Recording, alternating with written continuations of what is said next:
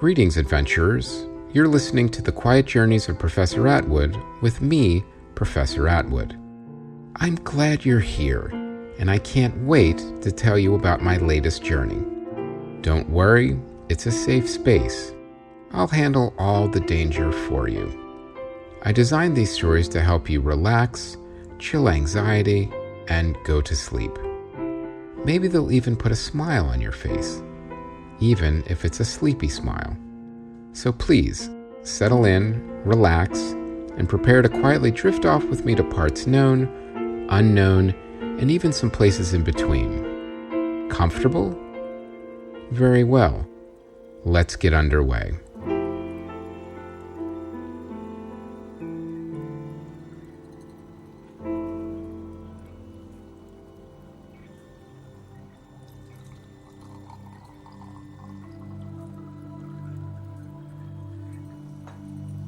Good evening, adventurers. I hope you're doing well.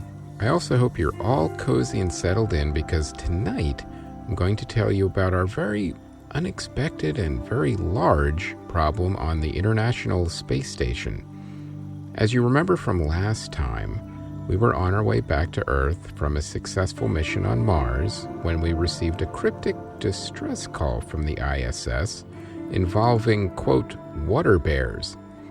When we stopped and investigated, we found the station had been overrun with, well, tardigrades. Now, they're, of course, normally harmless and barely even visible to the naked eye, but these tardigrades, well, something happened and they were the size of bears, which of course made their nickname water bears all the more appropriate, if not all the more alarming. We extracted the remaining ISS crew over to the Journeyman and were treating their injuries. We were about to assess our situation and plan our next move, and I will tell you all about how we dealt with this rather large problem in a moment. But first, I want to mention again a note about the advertising that you may or may not be hearing on the show. It is programmatically inserted, Bradley tells me. And while it sounds very scientific, I think it just means automatic. However, some of you were commenting that the occasional ad at the end may be a bit intrusive and was sometimes waking you up. Well, we don't want to do that, so we're going to be experimenting on putting all of the programmatically inserted ads at the beginning of the show so as not to break the story flow or to wake you up. Of course, if you don't want any ads at all, you can join the White Cat Adventurers Club. So anyway, as always, just thanks for supporting the show. I'd also like to nudge you to rate the show with a bunch of stars, speaking of support. Reviews are great too, and it's always nice to read pleasant things about what we're doing over here. And don't forget to tell your friends directly about the show and post about it wherever you post about things. The more adventurers, the merrier. Now, we also have a Science and Adventure Helper donation link on the homepage if you don't want to join our subscription model. So you can just go to whitecatentertainment.com and click Donate for a one-time donation. Then you can do it whenever you like for whatever you like. But if you do want more, there is the White Cat Adventurers Club, like I said. You get ad-free listening to the shows, sometimes early access, an exclusive look at a very irregular journal that I occasionally do write, and other perks too, which is always fun. Some new and exclusive content, usually about once a week. Science and exploring is expensive, as I'm sure you all know, and your support makes it happen. Just $5 a month, and you can support this show. There are different tiers with different rewards, including an exclusive t-shirt, and you can also get all the White Cat Entertainment graphic novels at the $10 tier and above. All you have to do is go to patreon.com/whitecatentertainment and enjoy the access your way. All right, let's get back to the story. As you remember, we had arrived at the ISS not really knowing what to expect, and having the station taken over by giant tardigrades was definitely not something I would have had on my bingo card, as people say. While most of the ISS crew had already been evacuated, the remaining skeleton crew were a bit worse for wear, and our medic Aaron was checking them out in our med bay. There was Captain Jack, the station commander, Professor Andrews, in charge of the tardigrade research, Sally, their medic who had been injured, and Vladimir, their engineer who was favoring a hurt arm. Now, as I said before, it's always good to have a medic on an adventure. You never know when you're going to need one, or perhaps when someone else may need one on a completely different adventure that you may perhaps be in the vicinity of. Luckily, the injuries were not severe, and Aaron had Sally and Vladimir patched up and treated quickly. They had bad sprains, and it turns out the injuries weren't from the tardigrade issue. They had installed a low-gravity pickleball court in the ISS, and Sally and Vladimir were apparently very competitive. They both miscalculated the microgravity on the court and went a little bit too hard pickleballing. But both Vladimir and Sally were functional, and they could return to limited duties. Well, all duties were limited on the ISS right now. We couldn't even get over there, but we would have to get things resolved quickly. The ISS was not really equipped to run itself unmanned and full of giant tardigrades for very long.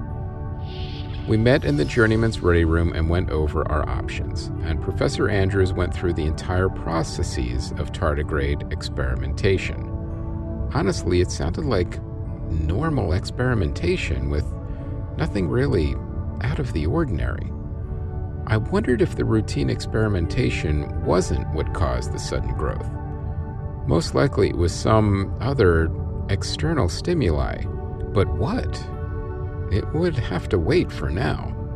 Professor Andrews said they focused their experiments on both the tardigrades' longevity and their ability to survive in outer space. However, recently the focus of the studies was on cryptobiosis, naturally. Our space chef, Jillian, brought in a snack tray filled with homemade oat bars with jelly inside, cupcakes, granola, some canned fruit, astronaut ice cream, and some honey-roasted peanuts. Basically a little bit of everything, as she didn't know what the ISS crew fancied. Well, the ISS crew was a little surprised and welcomed the real, non-astronaut food. It was a nice change.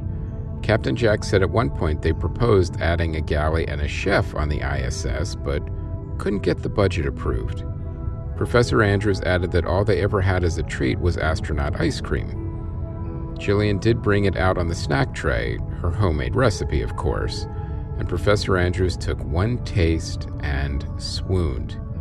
He was the only one on the ISS who actually liked astronaut ice cream, and Captain Jack commented that Professor Andrews almost went through their entire stock of it on his own, and then added that the rest of the crew didn't really care.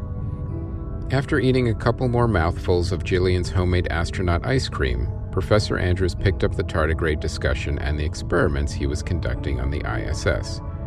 He opened with reminding us that tardigrades can survive in extreme environments that would kill almost any other animal.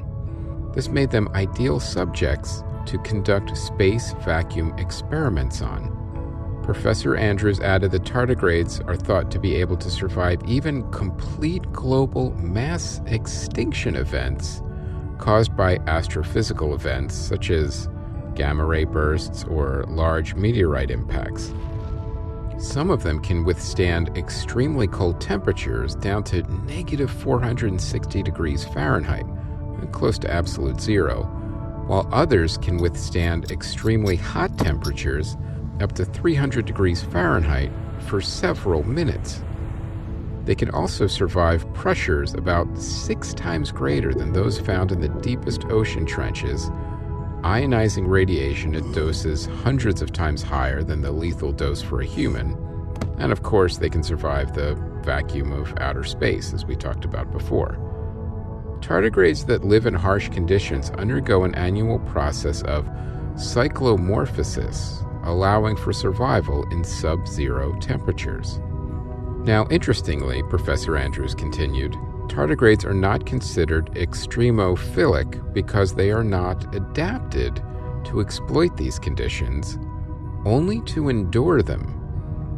This means that their chances of dying increase the longer they are exposed to the extreme environments, where true extremophiles thrive in a physically or geochemically extreme environment that would harm most other organisms.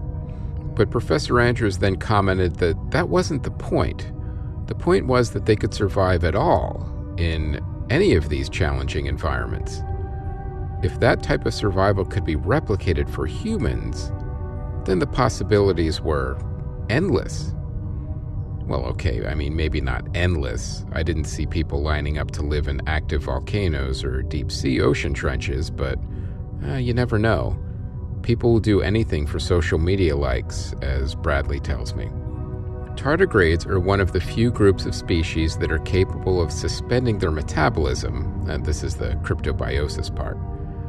Well, in this state, their metabolism lowers to less than 0.01% of normal, and their water content can drop to 1% of normal, and they can go without food or water for more than 30 years.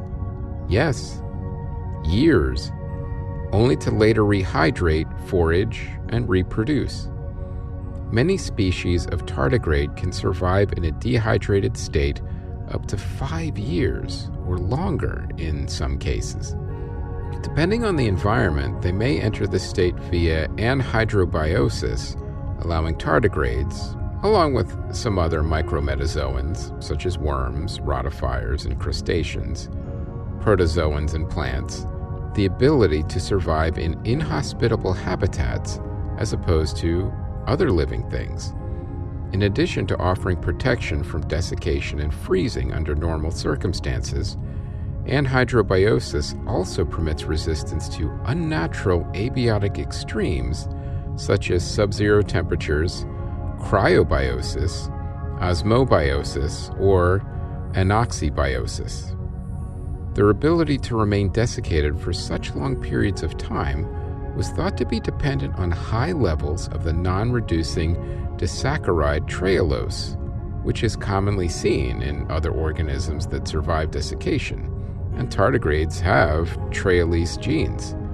However, it has been seen that in both tardigrades and bdelloid rotifiers, there is only a partial capacity to synthesize trehalose in quantities that may contribute to desiccation tolerance.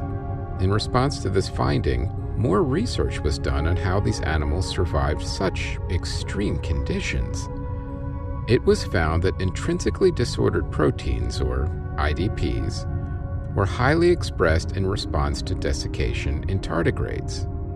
Additionally, 3 new IDPs were found to be specific to tardigrades and coined as tardigrade-specific proteins, or TDPs. These TDPs may maintain the structure of membranes by associating with the polar heads of the phospholipids bilayers, avoiding structural damage upon rehydration. Also, TDPs, being highly hydrophilic, of course, are thought to be involved in a vitrification mechanism where a glass-like matrix forms within cells to protect the cellular contents upon desiccation. Their DNA is further protected from radiation by a protein called DSUP. It's short for damage suppressor. In this cryptobiotic state, the tardigrade is known as a ton. Now, Professor Andrews admitted that having astronauts growing their own cocoons would most likely be a bit beyond the reach of science, so he focused more on the properties of the tardigrade tons and how to replicate them without the cryptobiotic state. I took all of Professor Andrews' presentation in, but none of it explained the unexpected growth rate or the behavior of the suddenly immense tardigrades. Both Professor Andrews and I agreed it looked like they were searching for something, and we had absolutely no idea what. But we had another problem. We had to get back on the ISS safely. Dolores, our security officer / mercenary, was working with our medic Aaron, who had a history in the Special Forces. They were working on a plan to get us back on the station. Captain Jack suggested that we come up with some kind of tardigrade detector, and I asked Kara if she could work with Dr. Andrews to come up with one. She looked at us blankly for a moment, as no one had ever asked her that before, but she said she would see what she could do. So as much as we wanted to go back to the ISS and get things sorted out, it would do no good to just rush in unprepared. We had to continue to analyze the situation and make it as safe as possible to return. We would need to get to the ISS lab and start there. We had to see what went wrong, and I was sure we'd find a clue there. I mean, the ISS lab included centrifuges, incubators, freezers, and microscopes. But they also had more advanced capabilities as well. In addition to tardigrade research, they were also conducting rodent research with a focus on bone densitometry, protein crystal growth observations, and materials testing in the external space environment. The ISS could even do DNA sequencing if need be. So for now, there was nothing to do but wait. Kara had everything under control with creating a large tardigrade detector, and Dolores and Aaron were more than capable of creating our new giant tardigrade-specific security protocols. But something still didn't add up. I went to the observation deck as I had to think on this. It's a great place to relax, but it's also an excellent place to think. I took a moment to stare out the large bay window and observe the stars. It was beautiful, and the absolute vastness of space reminds me of the infinite possibilities of the universe. There are so many things we haven't discovered yet, and they are all out there, just waiting for us to find them, both on our planet and off. I continued to observe the stars and felt the subtle movement of the ship through space. I listened to the gentle hum of the journeyman's engines as I thought about the giant tardigrade problem. Why were they so big, and what were they searching for? I wondered if both questions pointed to the same answer. It wasn't much longer until Captain Jack, our medic Aaron, and our security officer Dolores called a meeting to discuss strategy and safety in regards to reporting the ISS and avoiding giant tardigrades. I let Dolores run the meeting as it was her area of expertise. And as I've said before, always let the subject matter experts on your team be in charge of their specific subject matter. Otherwise, why did you bring them? I had originally told Dolores and Aaron that we needed to access the ISS tardigrade lab, as that would be where we'd get the answers we needed. Unfortunately, that was where the giant tardigrade infestation was probably going to be the highest, so we needed a way to safely access what we needed to access. Dolores asked for quiet and began her presentation. She said the main thing was safety, and everyone who would be going back to the ISS would have to wear a reinforced spacesuit to protect from tardigrade contact, as well as any unexpected hull breaches, which would cause space vacuum issues.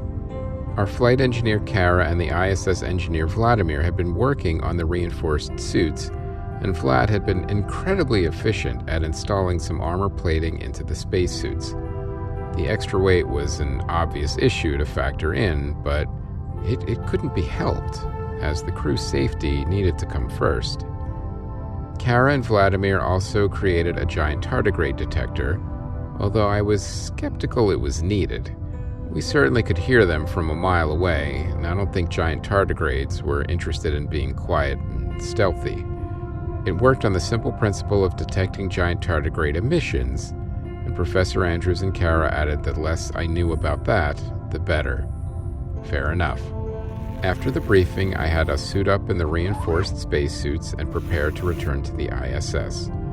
I would be going along, of course, and I would be bringing our mercenary security officer Dolores, our medic Aaron, Professor Andrews, Captain Jack, and the ISS engineer Vladimir.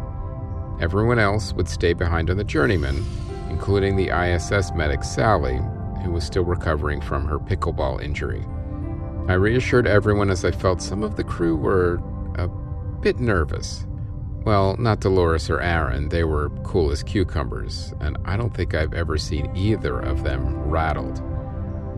I've said it before, it's always good to have unflappable adventurers with you on a journey. That's for sure. I'll admit I was a little nervous myself, as I did not know exactly what we would be walking into, nor did I have any idea on how to solve it. Yet. But as you know, I love a challenge and a mystery, and having to deal with giant, almost indestructible organisms taking over a space station was definitely up there on the challenge scale. It was like that time I was in a helicopter over the Pacific Ocean. A pod of arrogant dolphins, well, you know how they can be, had surrounded Professor Johnson's research vessel. Normally, they wouldn't have cared and would have just aloofly swam away, but the ship was carrying large amounts of live tuna for research, and the dolphins were demanding tribute. Now, it was an oceanic mess, but we got it sorted in the end. Ultimately, the solution involved an understanding of dolphin extortion protocols, some trickery involving an aquatic laxative, and a mutual understanding of how research vessels were off-limits to dolphins for a myriad of reasons. Anyway, we were prepared and ready to re-enter the International Space Station. The airlock engaged and the hatch swung open. It was quiet as we entered, but we knew that didn't mean we were in the clear. We walked slowly in the microgravity, weighed down additionally by our reinforced spacesuits. Dolores and Aaron went first, and Captain Jack led the way to the science lab. The ISS, it wasn't that big. It's bigger than what they say it is. Each side has 2 more labs than are noted in the schematics. And like I said, those are for so-called other research.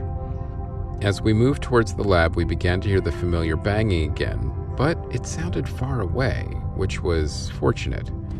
The banging seemed to be coming from the storage area where the food stores were kept, Captain Jack added.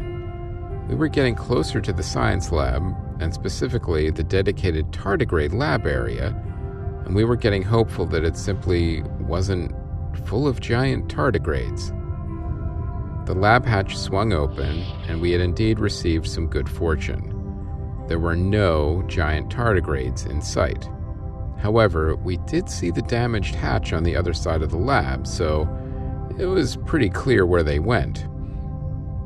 We immediately began searching the lab for clues, and Professor Andrews began to grab his notes that he didn't have a chance to get before. We searched while Dolores and Aaron stood watch with their giant tardigrade detectors, but it seemed like they had just left. In a way, I was relieved, but why they weren't here in the lab was still a mystery, and that was something that was also still troubling. As I looked around the lab, I was once again impressed by how fully equipped it was. As I said before, sure, it had the basic hardware and facilities, including centrifuges, incubators, freezers, and microscopes. More advanced capabilities were also present, including the rodent research I mentioned earlier, and thankfully they were all normal size in their cages. The lab could also conduct experiments involving protein crystal growth and do testing in an external space environment, like I said. Now, the lab also had DNA sequencing tools and, of course, a fully stocked tardigrade lab, with the exception of the tardigrades. But I didn't really see anything out of the ordinary outside of the damaged hatch on the other side of the lab. Nothing that was present in this lab could cause such unusual and rapid growth in tardigrades, in addition to a behavioral change that included them searching for something. And clearly, that something was already on this station. Yes, it had to be something that was already here. Something they wanted more of. Something out of the ordinary, and something no one suspected.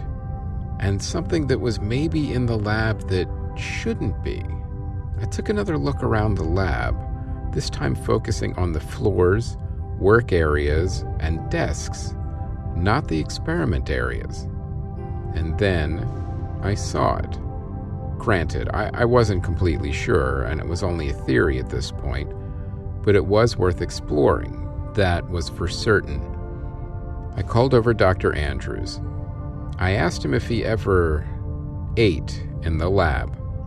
He looked at me surprised and then a little sheepishly. Captain Jack overheard and looked a little cross. He said he had talked to Professor Andrews about this on multiple occasions. I said it was the astronaut ice cream, wasn't it? Professor Andrews confirmed that it was. He couldn't get enough of it, and it was his weakness. He often snacked on it while doing his research. Now, as you remember, freeze-dried ice cream, also called astronaut ice cream or space ice cream, is ice cream that has had most of the water removed from it by a freeze-drying process. Compared to regular ice cream, it can be kept at room temperature without melting, is dry and more brittle and rigid, but still soft when bitten into. It was developed by the Whirlpool Corporation under contract to NASA for the Apollo missions. However, it was not used on any Apollo mission. Freeze-dried foods were developed so that foods could be sent on long-duration space flights and to reduce the weight of the water and oxygen, both play a significant role in food deterioration, normally found in food. The process of freeze-drying also eliminates the possibility of food melting and spilling as liquid in zero gravity, which would be problematic. Freeze-drying removes water from the ice cream by lowering the air pressure to a point where ice sublimates directly from a solid to a gas. The ice cream is first placed in a vacuum chamber and frozen until any remaining water crystallizes. The air pressure is then lowered below water's triple point, creating a partial vacuum, forcing air out of the chamber. Next, heat is applied, sublimating the ice. Finally, a freezing coil traps and turns the vaporized water into ice. This process continues for hours, resulting in a freeze-dried ice cream slice. Now, the irony is that during the 1970s, astronauts ate regular ice cream on the Skylab space station, and regular ice cream has also been eaten on the International Space Station. I mean, Skylab had a freezer that was used for regular ice cream, and occasionally Space Shuttle and International Space Station astronauts have also taken regular ice cream into the space station. Still, Professor Andrews had requested astronaut ice cream and had seniority, so despite pushback from the rest of the normal ice cream-loving crew, the latest shipment was all freeze-dried. And since it weighed less and was far more compact, the space shuttles could bring and store more of it, which further irritated the rest of the crew. Now, I had a theory about what happened, and if I was correct, I'd then have to figure out how to reverse the process as well. But to test out this theory, I would unfortunately need one of the large tardigrades as a test subject, and that could prove to be difficult.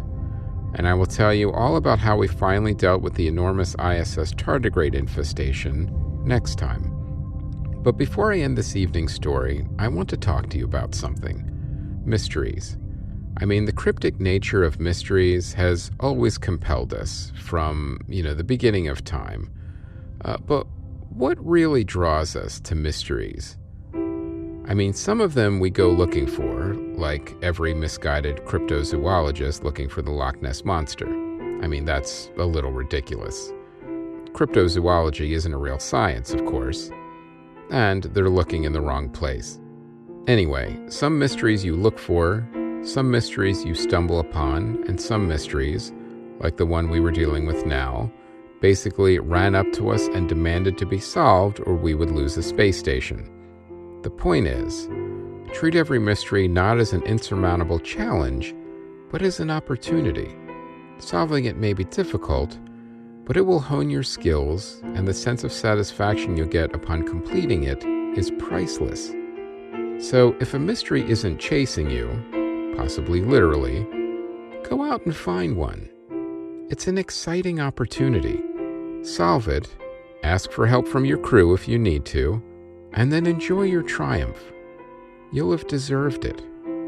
And if it's one of those mysteries with a bit of urgency attached, then I also wish you good hunting and swift success. Good night, adventurers.